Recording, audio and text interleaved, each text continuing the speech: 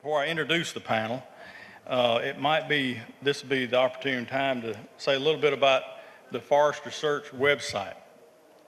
And what that is a collaboration between the Bradley Murphy Trust and the AFOA organization.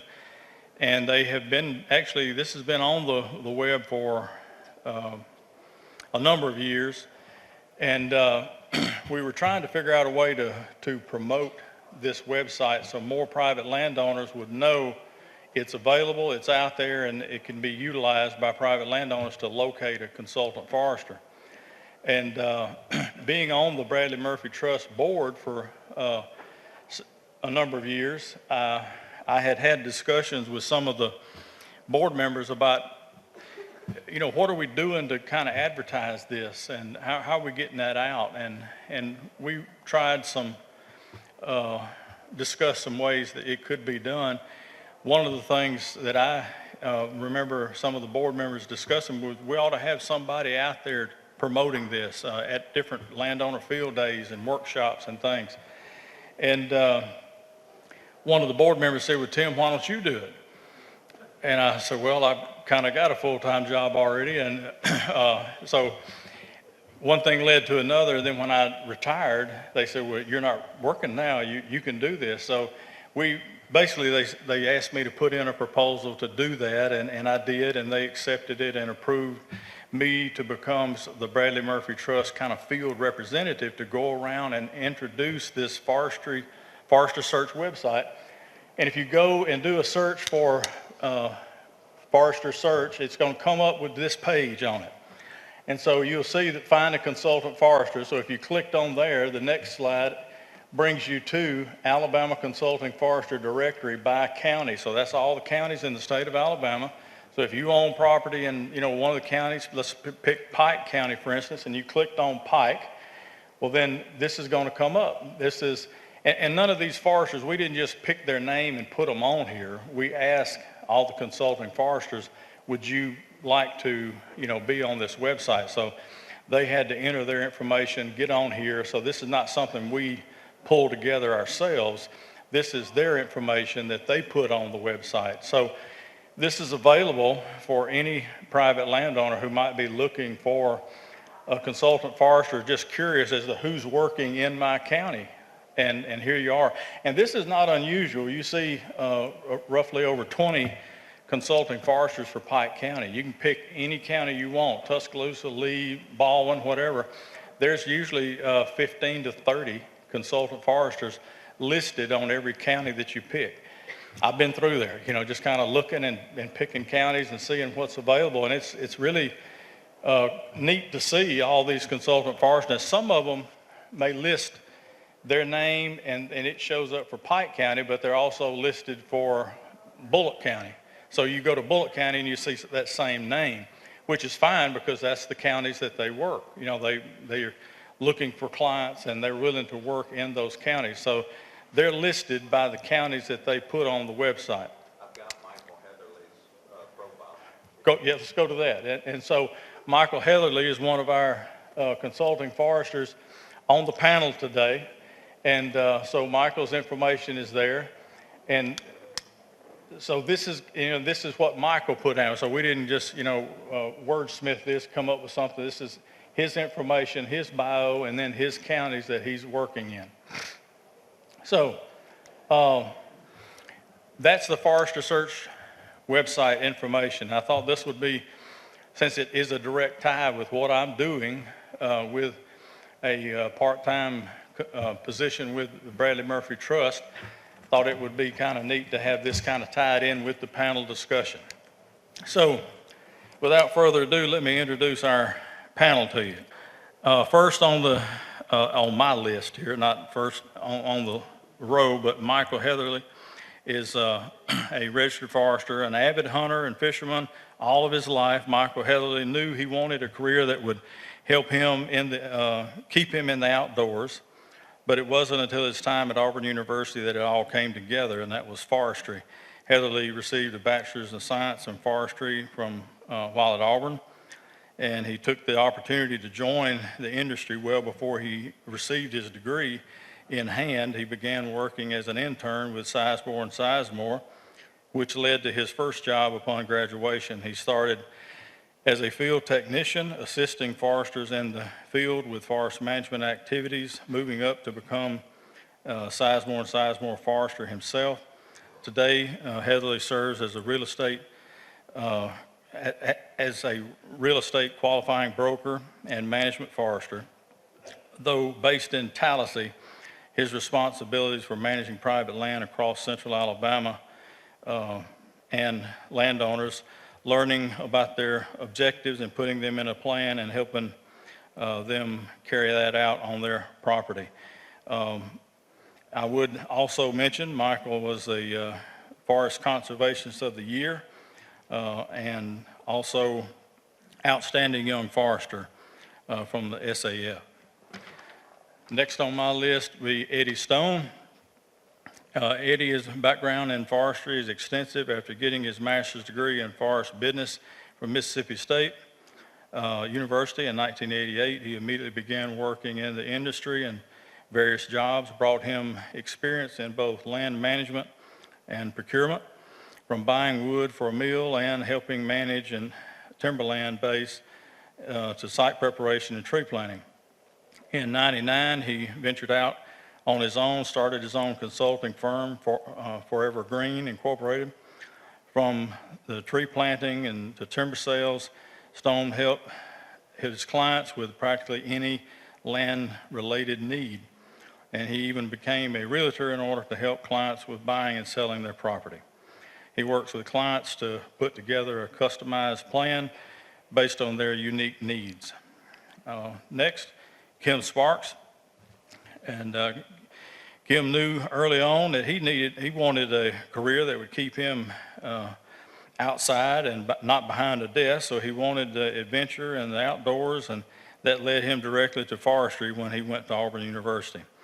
He said after graduating with a degree in forest management, Sparks went right to work, though unfortunately it was during a downtime in the industry. He took a temporary job with Container Corporation, cruising timberland. When it became evident a permanent position wasn't likely, he moved on to Georgia Pacific. At this Thomasville location, Sparks worked in procurement, buying raw material for the sawmill, specifically for them to cut hardwood lumber and plywood.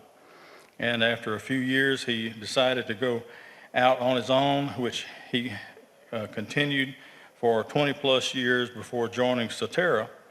But after some time there, he was once again back out on his own, running Sparks Forestry Services Incorporated.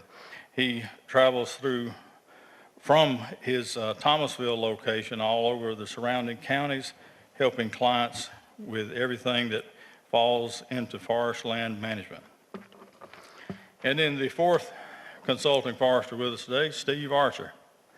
And Steve grew up in Northwest Georgia, but his career in forestry has moved him all over the South. After graduating from University of Georgia, he moved to Florida to work in land management for Champion International. Nearly a decade later, he moved back to his hometown in Cartersville to work as a timber dealer, and also where he had his own business for a while. Eventually, he made the move to Russellville, Alabama, to work with the American Forest Management, where he's been since 2014. He says, "I love working with the people in this industry." He also says, "I've enjoyed meeting people, understanding their needs, and trying to help them with their objectives in timberland." That's our panel. Let's give them a welcome. Appreciate them being here today. I'm going to kind of step around here so I'm not beside you. I'll be in front of you so you can kind of see me. We came up with some questions that we thought we might get them to answer, but I told them before we got started that, these questions are really just designed to try to spark a conversation so that they can talk to you as they answer these questions, and hopefully you kind of get a feel for who they are, what they do, and what a consultant forester would be doing in helping you. So the first question, what are the 3 most frequent services that you provide to private landowners? We'll start at the end. The three services that we most frequently provide would be a timber cruise, a timber sale, or reforestation consulting work. Okay. That's exactly what I was going to say. I'm sorry, Kim, I knew that if I got that one first, I would. Well, yeah, timber appraisals, landline maintenance, just general forestry. Sometimes clients, it's a one-and-done project, and other times you've got repeating customers. So, Guess similar to them, you probably could put timber sales and reforestation maybe in one category, because a lot of times you're selling timber and then helping with the reforestation afterwards. We do a lot of prescribed burning. We do all of our burning in-house, so site prep burns and understory burning. So that's a big part of our business. And then we also offer timber and land appraisals. So sometimes people just need a value on their timber, but we also do land appraisals at our office. So that's kind of the timber sales, reforestation, prescribed burning, and then appraisal work, the top kind of three services. Yeah, pretty much the same thing. I work out of the Birmingham area. I'm just east of Birmingham, so the land ownership base up there is a lot more fractured. So a lot of my clients are one and done. But I'm a land broker also, and it kind of seems where I fell the most is fell into the most. My parents are 90 and 93, and I tend to work more with our seniors in estate management and they're just struggling. Do I sell this, or do I cut the timber, leave it to the kids? So estate management for our senior folks is what I enjoy the most about my job. And I'm doing it both as a real estate agent and as a forester. There we go.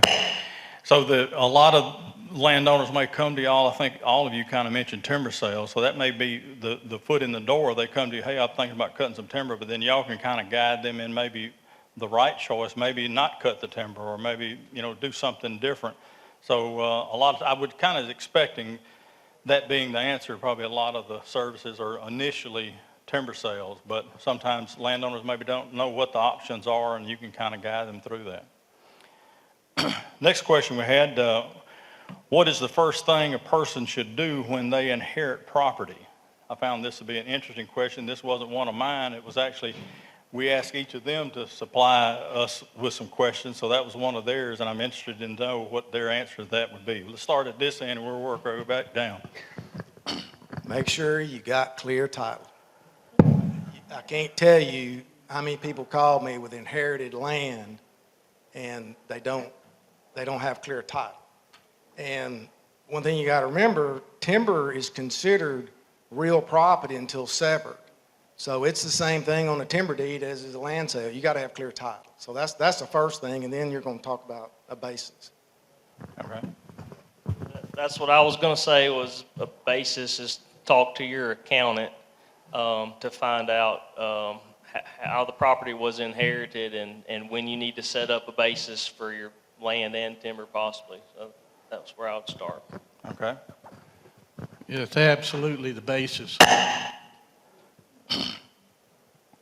You have to have an evaluation to know what the timber and what the land was. You get a stepped-up basis if you inherit it from, like, your father or a family member.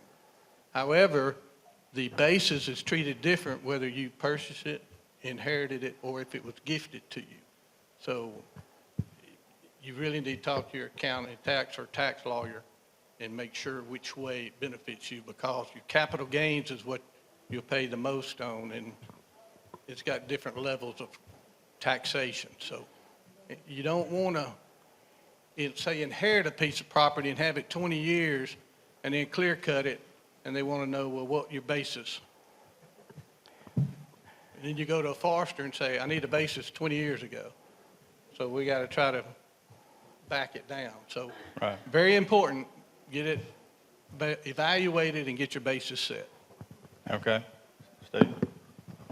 Yeah, so the first thing that I wrote down there was the basis, which is very important. And I'm glad that Eddie said something about clear title, because you may need to do a timber sale to handle something with estate taxes, and unless that title's clear, that's a very good point. The other thing that I thought about is to understand what you have. If you've not spent much time on the property, but just spend time and work with somebody who knows what they're looking at and understand what it is that you have, the history of it, the significance of it, just to learn everything you can, because every piece of property is different, unique, and wonderful.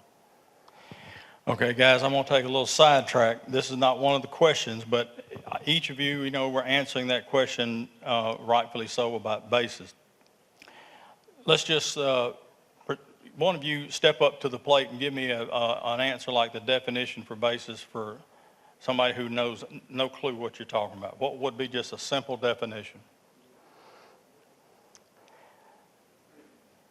All right, it's what the timber and the land is worth at the time of when you get it, whether it's purchased, inherited, or whatever. Okay?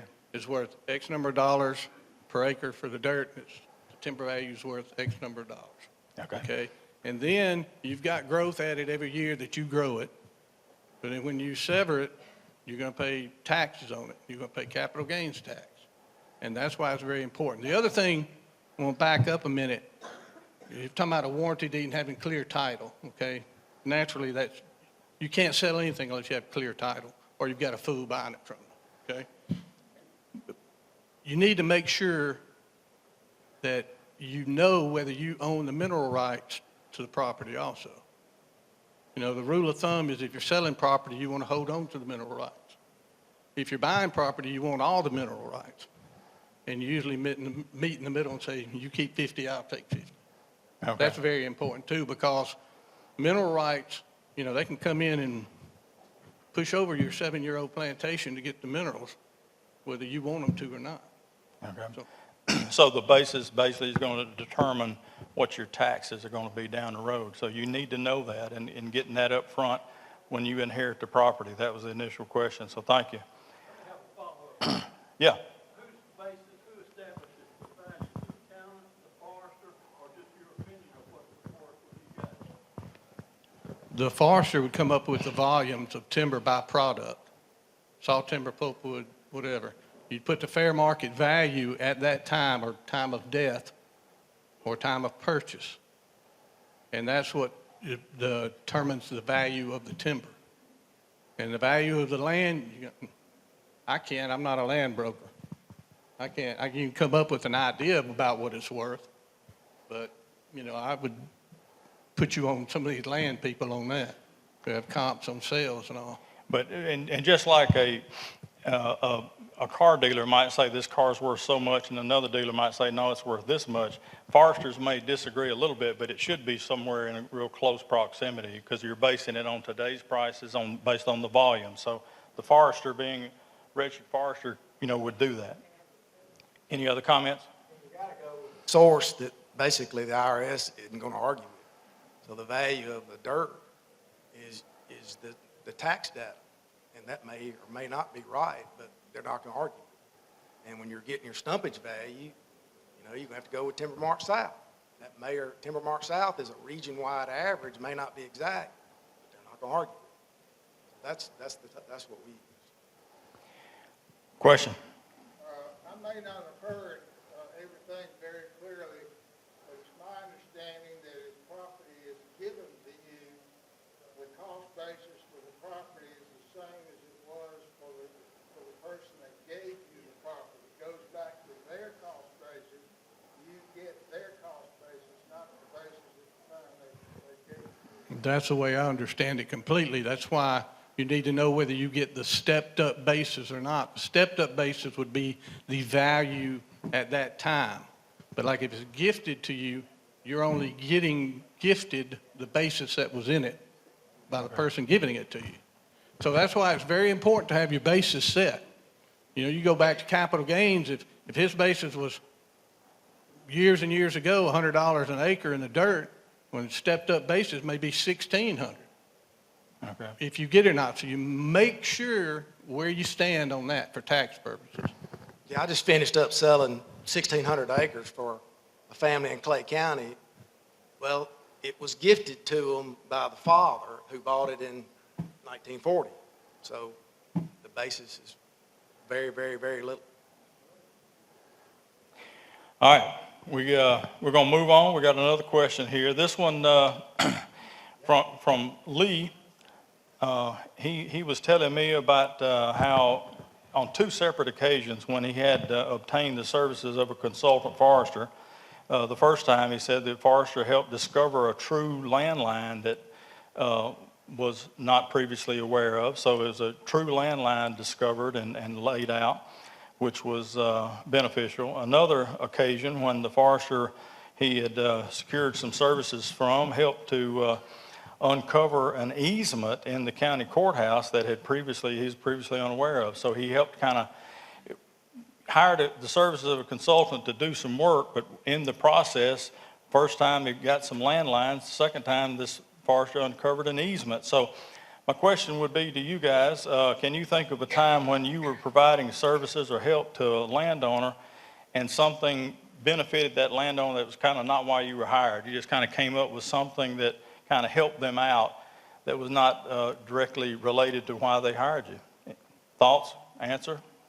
I'll just let any of you pick up the mic. My first thoughts were both of those, and I was not the one that sent in those answers. So I've done both, and that's something that that we start looking at as property records, and I've helped with procuring easements, finding out that they're there.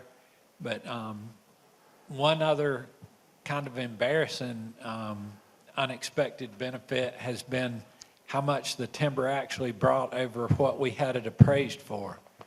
And I always think about, well, I should have a good idea of what that timber's going to bring. And then when it brings 25, 30% more than that, I look like I wasn't doing my job. But that is an unexpected benefit and could be from proper timing in a timber sale. Yeah. Somebody else? The fun thing I do is I like history. And when I started, we're about the same age. We had a topo map and a county road map and a compass, and that was it. Well, now, if I go to look at somebody's property, I can download LiDAR photography. And so anytime I go anywhere, I'm looking at LiDAR. And it's amazing the old structures you can find on that property that they won't even know anything about. And you'll say, hey, what's this? Or hey, what's this? Or you'll find an old cabin you can tell by the stone it was pre-Civil War. So that's what I like. That's just the fun part of it. Yeah, that is. I have a question. Did you just say LiDAR there? Yes, sir. Are those broadly available across Alabama? It's a government website, and I pull it into ArcMap. The NRCS started utilizing that, making it available to folks 2 or 3 years ago, and it really is an amazing map design, I guess, maybe not design, but anyway, you look at that and it shows such detail. It is pretty cool stuff. So back to the question. One of you other guys? No? All right, here's another. In what ways can a consultant forester add value to private timberland? Let me repeat. In what ways can a consultant forester add value to private timberland? All right. So, I think there's a lot of ways. I think that one thing that comes to mind most is with timber sales and knowing the markets in the area that the property's located and being able to help advise on timing of harvest, and maybe you have good wintertime ground that's going to bring a really good price in the winter, and understanding that, or maybe you have a product in there, maybe you have poles on the track that would bring a lot more money, and just knowing how to utilize those markets and bring a higher price. I think that's very beneficial. That to me is really, I have a 38-year career of forestry in Alabama, okay, and that's the number one thing really is knowing the markets, knowing where to get the timber sold. And you talk to your average landowner, well, I'm thinking about cutting this. I know so-and-so down the road, he does some logging, I'm going to talk to him. And I was like, oh my goodness, that's the last thing I'd recommend, and so go into this forester search website, find a consultant forester, find 2 or 3, talk to several, and see what their idea of selling some timber would do for you and for your property, and don't just go off the cuff and say, well, my brother-in-law logs timber, I'll get him to cut it, So that's the number one thing in my whole career. That's been the scary part of working with private landowners. Some of them make such a bad choice at that critical time. And that's a critical time, let's face it. You're going to cut timber. You may have only cut timber once or twice in your tenure of owning that property. You don't want to screw it up. So somebody else, go ahead. I just want to expand on that a little bit with the markets. And if you're selling timber by the ton, having a cruise and knowing what's out there and what's going to cut, because you can get pricing on different various products, and you can have a very high, say, pole price, but if you don't have any poles out there, it's not benefiting. So being able to take the timber volumes of what's actually out there and applying the unit pricing to come up with the final value and figuring out, I think that our markets have shifted a lot, even in the past 5 years, to predominantly like small chip and saw markets, and you have mills that are taking 7-inch top wood or 9-inch top wood or 5-inch top or 4-inch top, and knowing those different markets and what you have and how to match it up is really important. Okay. One of you other guys care to address the? I mean, in my area, the land base is so small, and so many of these folks are one and dones. It's just stress removal, because, I mean, they don't even know where to start. And so just working that through and just being their guide and just walking them through from day one. And, you move down here, you've got large landowners, and they're pretty knowledgeable of, the whole industry. Yes, sir.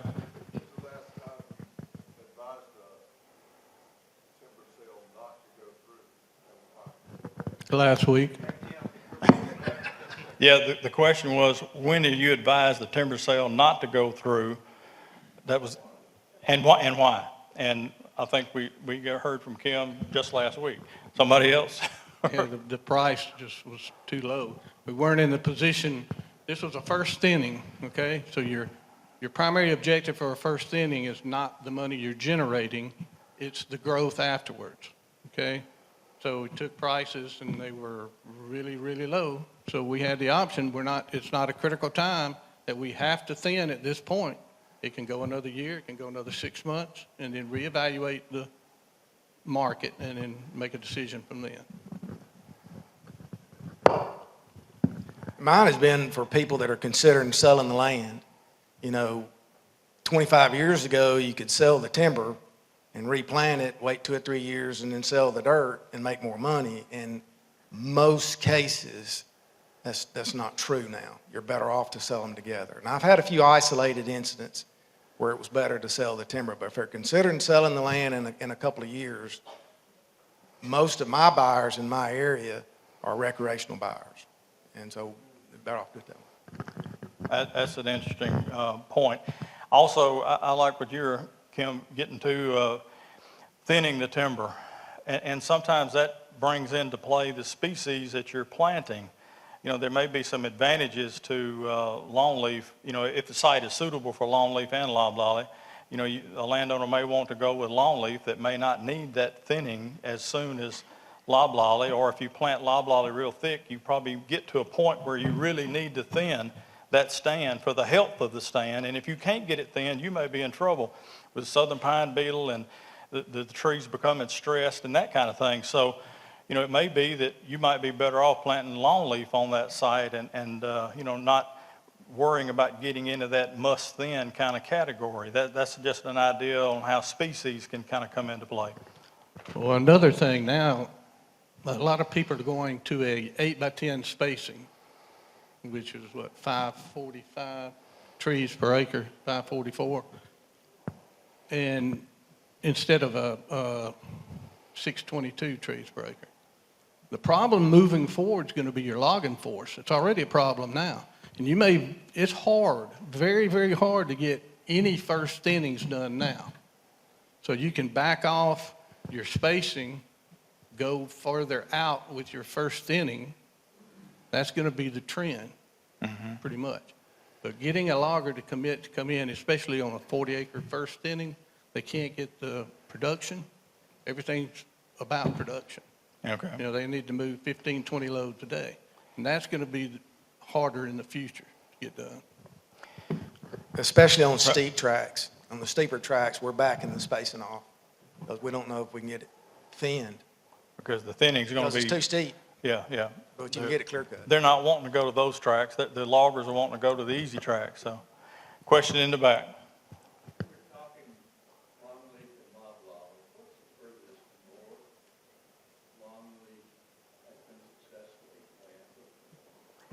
The question was, what's the furthest north that longleaf has been success, in Alabama, has been planted? Kim, are you Leeds, right? I live up close Yep. to the Tennessee state line, and I've seen successful longleaf plantations that far north.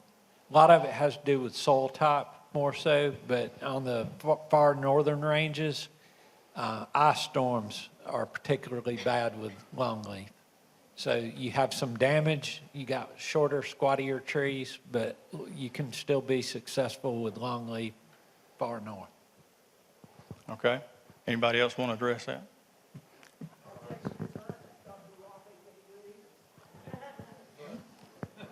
Hang on for the question just a second. Let's give, Michael, do you want to address something? I was just going to say, the farthest I've ever planted personally was in Winston County, and we had trouble getting cost share funding because it didn't fit in the map for longleaf, but the soil type is a kind of a deeper sandy soil, and Right. the trees are doing really well. So that's.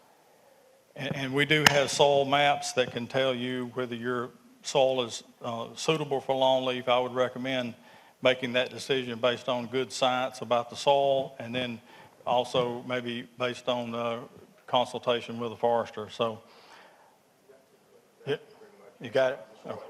Okay. One other question? Yes. This is an earlier question. What's the difference between inherited and gifted for tax purposes? Okay, if y'all didn't hear the question, what's the difference between inherited and gifted for tax purposes? Well, I can gift it to you, but you won't inherit it from me. Is it working? Inherited, you get the basis at the time you inherited. The gift, you get it, the basis from when that person got it. None of us are attorneys or tax accountants, and we know a little bit about it. These guys might be better at it than me, but I always tell anybody when it comes to the final answer on a question like that is to see a tax accountant or an attorney to determine your exact situation. Okay, we got a couple of more questions on our list, and then at that point, we'll turn it over to some questions from the audience. Let me get through this list here. A couple of you on the panel here have mentioned landowner objectives in your bio, talked about trying to assist landowners with their objective. Question is, have you seen a trend in landowner objectives changing over the past 10 years or so? And let's get all four of your ideas starting at the end. Definitely, like Eddie said a minute ago, a big change to recreational landowners in the buy and in market. People looking for smaller tracts and hunting and a place to go camp. And also more interest in financial objectives. Okay? Yeah. Yes, especially with the financial objectives. You know, I'm talked to a landowner recently who is family land. He's had it for all years. His great-grandfather had it. But it's his now, and he's got two kids, one far north and one far west, and never coming back to the property. So now he's dealing with the situation of, I need to go ahead and sell it because they're going to, and if I do it myself, I'll know that they didn't, you know, it was handled correctly. Right. So that's as far as his still looking after his kids, even though he, you know, going to get rid of the property. The first thing I always ask the client is what your vision for the property is. You know, some of it is strictly production, timber production and monetary. And others like, well, I've got this piece over here. It's, you know, there's 30 acres of 60-year-old pines on it, and I'm never going to cut it. That's going to be my little wildlife situation. So then you got to manage, you know, around that kind of thing. But it's, I don't know if it's changed so much. It's just everybody's perspective and everybody's unique situation of how to deal with their family. Michael? There's a lot of the larger property, especially, you know, within 30, 45 minutes of Auburn now has been sold from big timber investment tracts into smaller private, you know, recreational landowners. And so those objectives have changed a lot. And also the land market has been so strong in the past few years. I probably in the past 2 years have met with more like first time, you know, landowners than I have in the past 10 years. There's a lot of younger people who are buying a 40 or 100 acre tract of land. They want to have their own place to go, and so their objectives are definitely a lot different than maybe somebody who has had that property in their family for a long time. So it seems to be a shift there more in our area into the recreational kind of hunting tract versus just timber investment for some people. So recreation seems to be with you three. What about you? Yeah, same thing. I mean, a lot of them will be guys that are successful in business for their whole career. They want a place to take their grandkids. That, you know, get them off their iPhone. And that is a different land management concept if you're trying to manage for recreation versus, you know, our old ways of managing land. You know, we just plant trees and, you know, timber and wildlife. Timber and wildlife was always listed as an objective for the tree farm and treasure forest programs when I was on those committees looking at the nominations. That was always the timber and wildlife. Every once in a while we'd get somebody who had aesthetics and we're like, what? Aesthetics? You know, we didn't know how to handle that. You know, we were used to this timber and wildlife, but over the past 5-10 years, recreation, I think, has kind of taken the lead. So many folks are really looking for a place, and then you kind of have to adjust your management scheme to kind of help them meet that objective. That's interesting. Last question. What's the average number of years that your clients have been with you? Just, you know, ballpark. Say if you got, you know, I don't know how many clients y'all might have, but just kind of average them all together. They've been with you how long? The majority of mine are one and done. Really? I've had one client that I had for 20 years. We managed timber for 15, and then 2 of the family members voted to sell the land, and we sold the land. Okay. But most of mine are one and done in that 10 county around Jefferson County. And mostly they're coming to you for help with timber sale. When that's done, then... Timber sales, and Okay. probably half of them don't replant it. Really? Just leave it.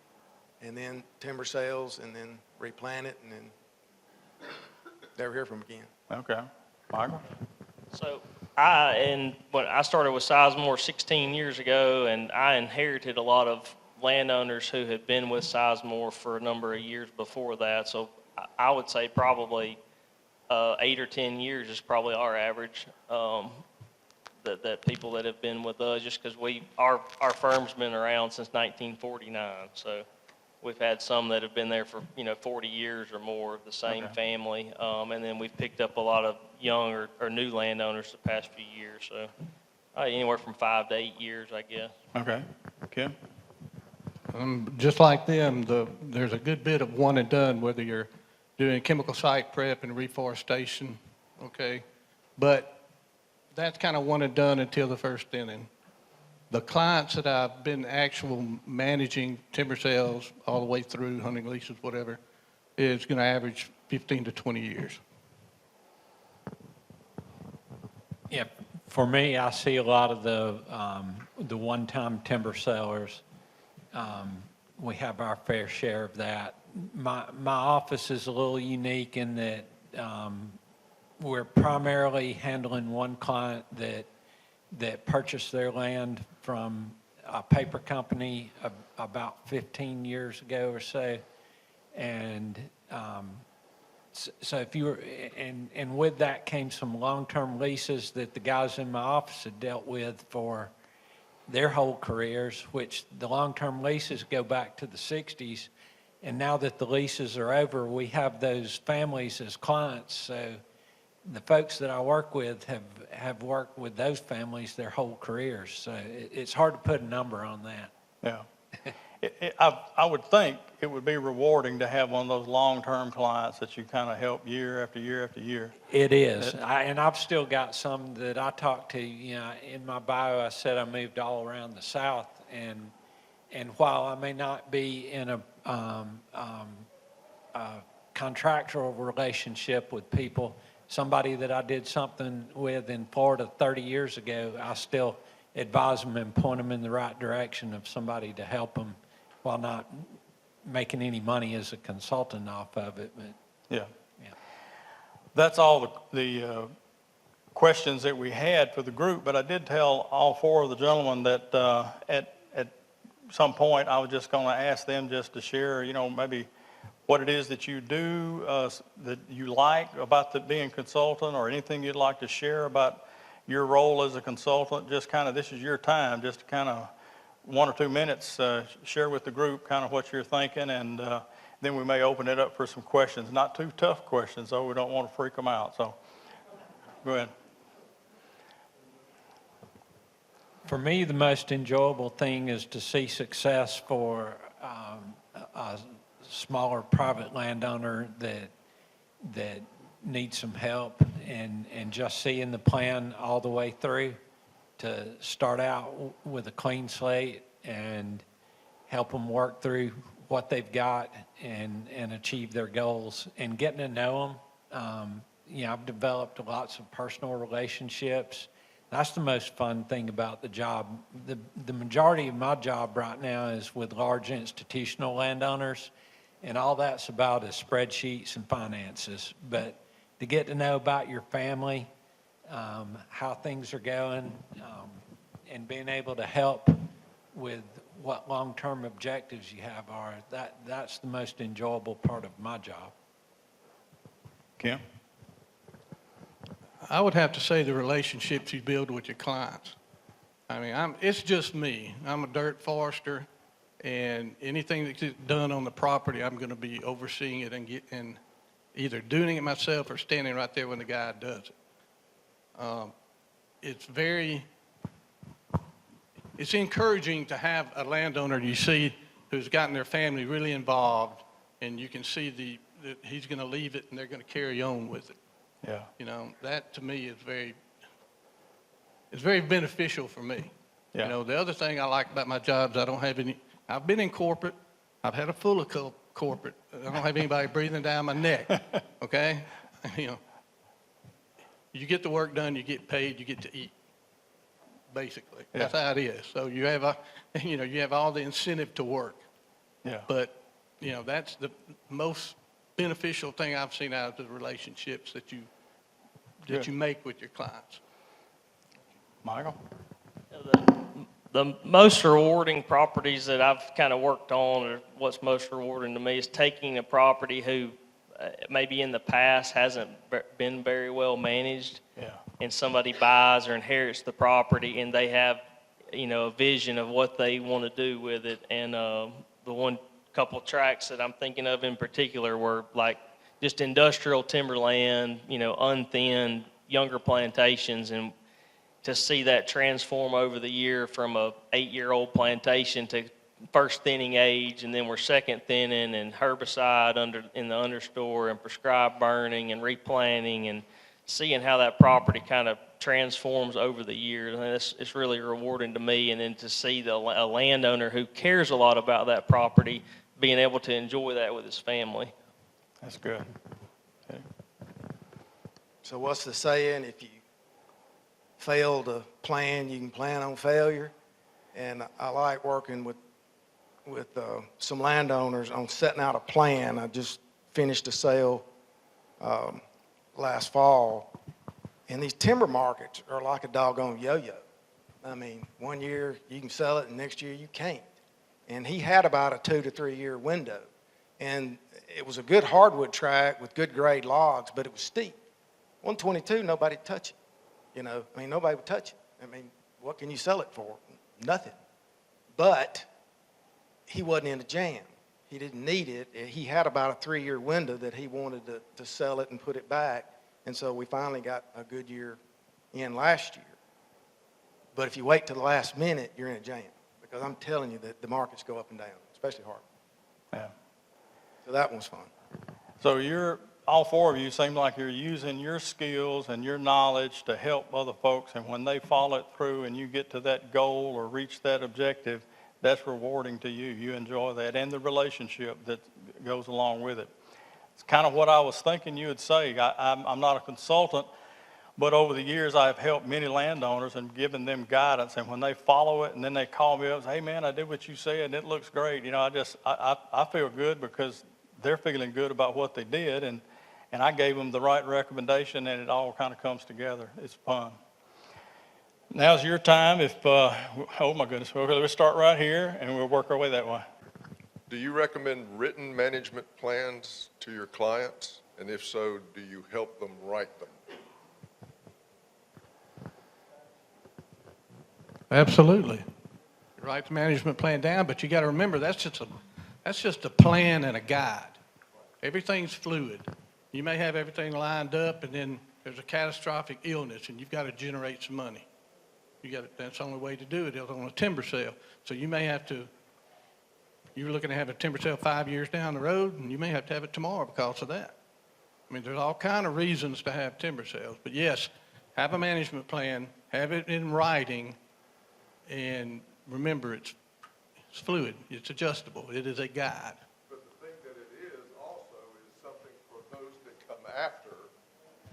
It's something for those that come after to see, like if I have a written management plan, I get killed on the way home. My kids have a plan set out. And yes, I have already had one written 24 years ago. Well, we agree. You have a good plan, and it would go to the next generation, but it's flexible, I think is what Kim was saying, and your next generation, they may want to change the whole thing, but that's... It has to be rewritten every 10 years. 10, 5, I mean, that's some people want to redo it, every 5 years. Well, that's the decision that I made, was it gets rewritten for me every 10 years. The flexibility comes when I present that management plan to a forester and say, this is what I'm looking at, what do you think? That's the value of that plan. When I'm gone, my kids will take it, hand it to a forester and say, what do you think? Where's my basis? What's the tax value? That kind of stuff. Next question. Okay, we had a question right there behind you, Billy. One of the really tough issues that we landowners have is selecting a forestry consultant. You mentioned to start with how many consultants there are out there, quite a few available to any one given county. So what are the criteria that we use? Do we look at professional organizations that they belong to? Do we look at any kind of ethical requirements that are imposed on them by the state, or legal requirements through maybe the Forestry Commission? I'm speaking from experience here with an ethical issue where the forestry consultant was financially involved with the bidder. So these are the kind of things that we as forest owners are faced with when we have to pick a forestry consultant. So if there's any light that can be shed on that, much appreciated. I would say maybe at a meeting like this, ask some other forest landowners maybe that in your area who they use, because like our business, 99% of our business comes from word of mouth and just people talking to other people and reputation. We don't do a lot of advertising. So me personally, I would say, just maybe ask around, even some, through the Forestry Commission or anybody that's somebody like Tim that was in the NRCS, ask people, who do you hear, who are people using in this area who have had, luck with? Because, I mean, I agree with you. I mean, we're, as a member of the ACF and different organizations, we kind of strive to have these different standards, but I think reputation and having a personal reference of, hey, I've used this guy and this is what he did and he's good. And I mean, I would be the first to admit, like, not, you and maybe your friend, y'all might not see eye to eye on the same consultant. I mean, there's people that I've met with, and I may not be the best fit for them. So I feel like meeting with consultants or having somebody, a firsthand recommendation would be the best way. Let's see, our organization actually publishes in the bulletin. Isn't there some professional organization for foresters that's listed in there? Is there any comments that can be made about that and what that does on this issue? The only organization is the Association of Consulting Foresters that's geared towards consultants, and it's just there's kind of another standard of say, hey, I'm going to abide by this code of ethics and this kind of set of rules. They do have a code of ethics then, Yes, that sir. organization? There is. Yeah, the ACF, which is Alabama Consulting Foresters, but there's also the same code of ethics with the Society of American Foresters. Somebody could be a member of the Society of American Foresters, they have a code of ethics. However, I just say, just because somebody's not a member of SAF or not a member of ACF, doesn't mean they're not ethical and a good consulting forester. Yeah, that's what I was trying to find out a little bit about, what the reasons for not being a part of that might be. You can check with the Alabama Board of Registration for Foresters and get a list of foresters. And you can also check with them and see if there's been any problems with that forester, or if he's been brought up on any charges or ethics or anything like that. My suggestion to you is, you can talk to the Forest Commission. They can give you a list of vendors, okay, which would include foresters who do different activities. You can go to this list and get a list of them. Check them out. Ask around. Ask the reputation. Your reputation, you live and die by your reputation, period. Okay? One unsatisfied customer can cost you lots of business. Okay? So question the ethics. Thank you very much. And you can file a complaint with the Board of Registered Foresters. If you were done wrong, you can file the complaint yourself. And it has to be in writing. You can submit that and they will review it. We got a question in the back. The gentleman's got his hand up. He's been waiting patiently. We'll go with him. I was wondering what would be a reasonable price per acre for a hunting lease from a private landowner where the hunting club actually pays their liability insurance. That's going to depend on what county it's in, how much acreage. There's a lot of, there's a lot of factors that go into it. You got the base camp leasing guide here. That's what I would ask.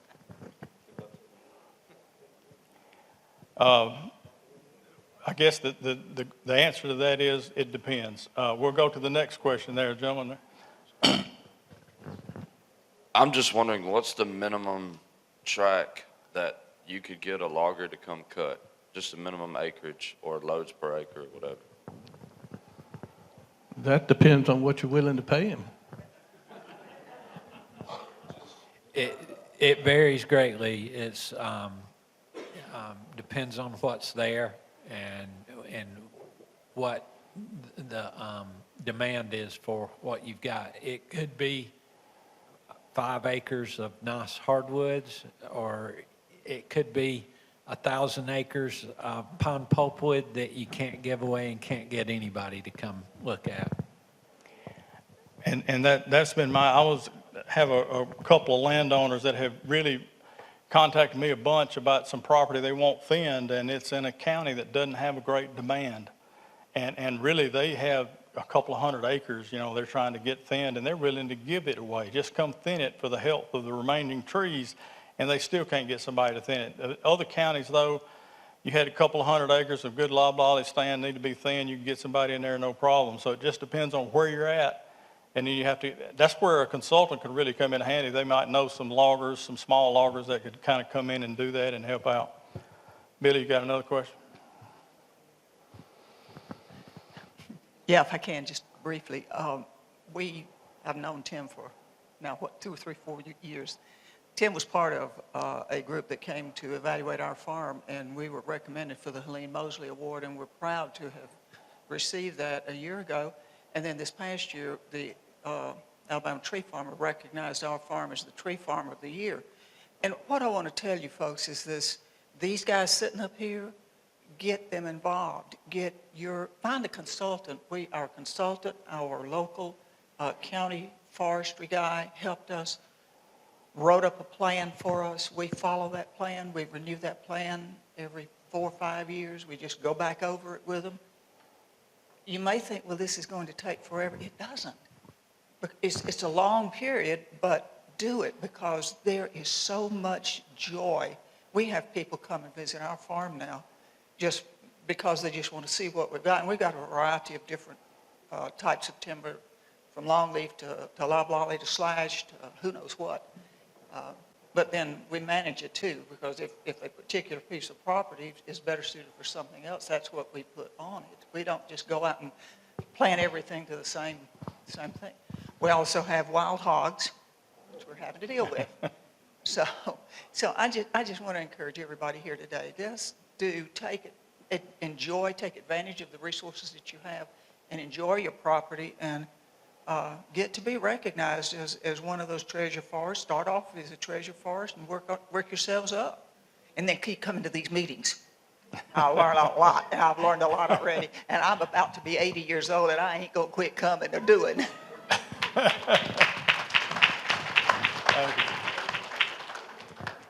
Billy, are we out of time? What's the time schedule? I think 2:25, I think. Okay, we got time, okay. For those who didn't hear, the lady asked, what's the process for selling, prospects for selling timber to internationally? Being a good old Alabama boy, I'm going to turn it over to these gentlemen. I believe that's going to depend on the politics. Okay.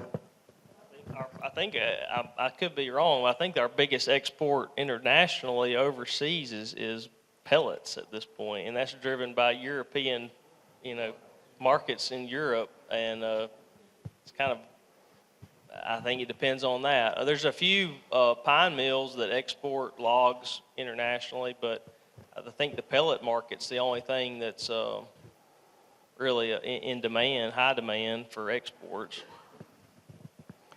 It's a spot item, and it's not the buyer buying it from the owner. It'll be a large hardwood sawmill, and they may pull out a little bit of high grade and export it, but it's not a big market. And now, years ago, they used to get Royal Polonia off the coal mines and send it to Japan. That was, 30 years ago. Remember that? Yeah, that was about 30 years ago. So I guess the answer is there's not a big market for that. There is kind of a niche market. You may have somebody who has a local sawmill that actually pulls out select logs for overseas, but that's really something you probably need to work with at the local level with a mill that's doing that. I've heard of that happening in Jackson County, where they were shipping some logs to China, and the gentleman told me how much they were selling for, and I thought it was, wow, that's pretty good money. But it also was, a very niche market. It wasn't a big thing. So it's just, you have to know somebody that's in that and work with them individually. I think there was somebody back here. Yeah, he's got the microphone. Yeah, what I was wondering is what's going to happen in the economy for the stumpage prices that we get to go up. We've been stuck where stumpage prices have not changed hardly any in the years. And even when the lumber went through the roof during COVID, the price that we got didn't change. The price that everybody else got did change. What are we going to have to do to get that to change for the landowner?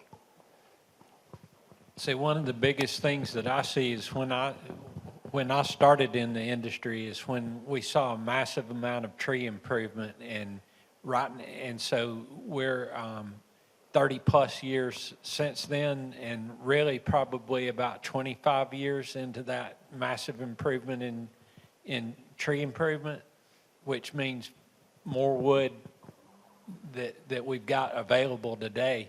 So the demand's not there. So new facilities is the only way that stumpage will go up, in my opinion.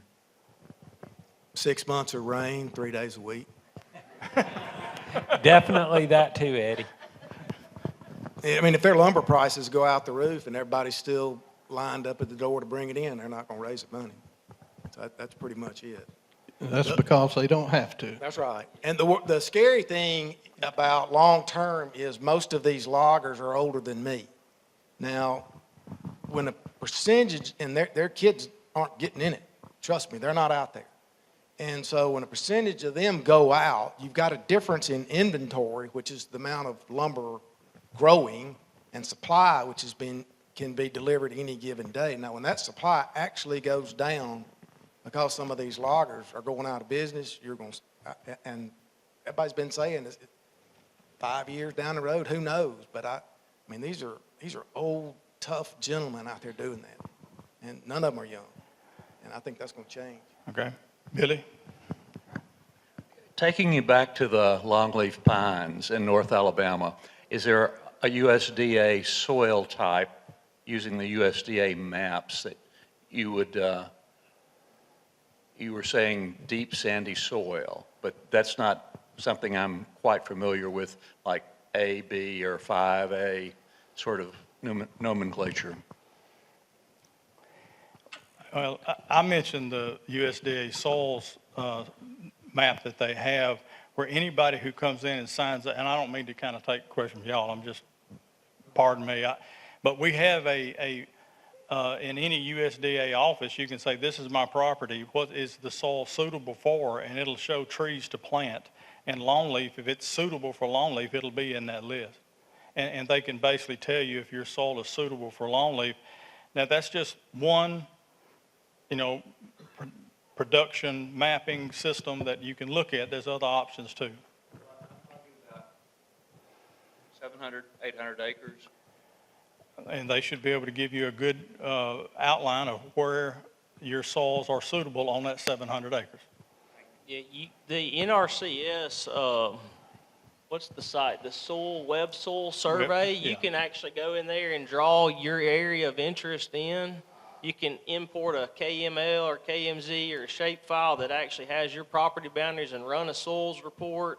And you can look at specifics for timber or ag and different things, and it'll give you estimated site index, site quality, and different things. So that's what I would do, and it gives you a lot of insight there into what type of soil should be there, and then maybe what would be suitable for longleaf and loblog. Any other question? Yes, sir. In view of the price of stumpage, and it's been level for quite some time, and the cost of regeneration, site prep and all of that, replanting is so high, why is there not a stronger argument from consultants for natural regeneration? Too much privet hedge.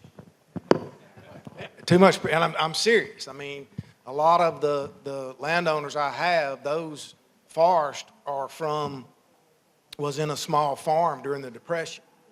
And now they've grown up, and in the under canopy is privet hedge, and you've got to spray it. But you're correct, there are people just choosing, let it go. And then you're going to get a mixed stand. I would say the unpredictability in the natural stands, because our firm recommended natural regeneration for many years, and I inherited some of those stands and have seen, kind of where they were. And you might end up with 500 trees per acre, or you might have 5,000 trees per acre. Well, if you have 5,000, you're going to have to, in order to make that a productive stand, you're going to have to spend money to go in there and do a pre-commercial thinning or do something to get the density down where it'll actually grow. So that would be my argument, is just the unpredictability of natural regeneration of where you're going to end up with the number of trees per acre. I would say too, these gentlemen here have already explained that a lot of their business is one and done. those type landowners don't lend themselves to working daily with a forester to follow a management plan. They just want them to come in, let's sell the timber, thank you, goodbye. That type of thing doesn't work with natural regeneration. You need to work with a forester and a plan to carry that out for several years. Natural regeneration just doesn't happen. You work at it. Yeah, I also will say we have a lot of people who call our office and they say we haven't cut any timber, on our property in 25 years or 30 years. And so, the expectation is, hey, we're going to go out there and there's going to be some timber on the property to cut. Well, it got clear cut 25 years ago and not replanted. And 25 years later, there's still not merchantable timber out there. So I think even with the kind of lower stumpage prices and maybe increase in site prep and planning costs, I still think you're going to be way farther ahead financially long term to spend the money to site prep and plan. Another question? Yeah, my question is on the type of timber sale, a unit sale versus a lump sum. And my forester and I have talked a lot about pros and cons of that. I'd just like to get your opinion. If you had a, say, 40-year-old pine stand had been thinned twice, so this would be maybe the final cut, what are your thoughts on unit sale versus lump sum sale? Well, with a per unit sale, you're going to get paid for every ton that leaves the property, okay? And the logger's going to get paid for logging every ton that leaves the property. There's going to be no guesstimate to it. If you have a lump sum sale, you may wind up with more or less than what's actually out there. There's pros and cons both ways. You can have someone go out there and appraise the property, put a cruise on it, come up with a volume, and put their money on the volume and make their bid. They may have messed up their cruise. They may have gone out there and put a 20% cruise on it and blew it up by 10 instead of 5. There's all kind of things that can happen. You don't see anybody make a mistake, but that's one of the things that can happen. They're not careful doing their evaluation of your plots. So I personally like the per unit price. You agree on it, put your good logger on it, and find out what you're going to get log-wise. I mean, the logging aspect of it. And I prefer the pay-as-you-go per ton. Along those same lines, let me add a question to that, if you don't mind. In a situation where somebody has a larger tract, maybe larger than 40 acres, let's say, a couple of hundred acres, and it's a wet weather tract, wouldn't they be wise to maybe try to offer that during the season when it's kind of wet and they might get a good lump sum?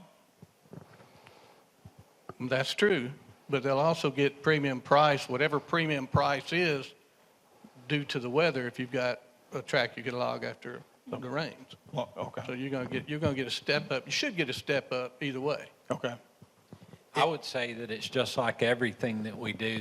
There's no good one answer, that it depends upon what your objectives are and what you've got. So putting those two things together and weighing alternatives and then finally making a decision, because as Kim said, there's pros and cons to both. You may need the money next week or within 30 days. So that could be part of your decision process.